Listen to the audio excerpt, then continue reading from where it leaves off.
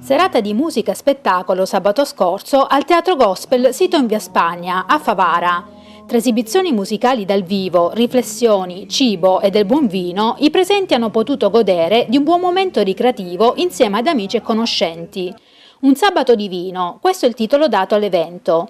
Evento che ha saputo intrattenere bene fin dalle prime battute, grazie alle canzoni che sono state cantate e suonate da talentuosi musicisti, dalle ballate alla famosa Pregherò di Adriano Celentano. L'evento si è svolto a luci soffuse, in un ambiente studiato per dare comfort e con proiezioni su maxi schermo per accompagnare le varie fasi dello spettacolo. Cuore pulsante della manifestazione, comunque, sono stati i momenti di riflessione che gli organizzatori dell'evento hanno proposto ai presenti.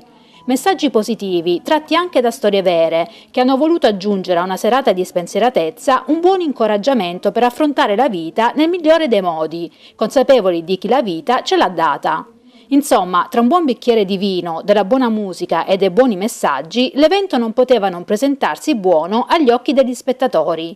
D'altronde si sa, è importante aggiungere in ogni nostra giornata un pizzico di vino, dicono che faccia bene al cuore.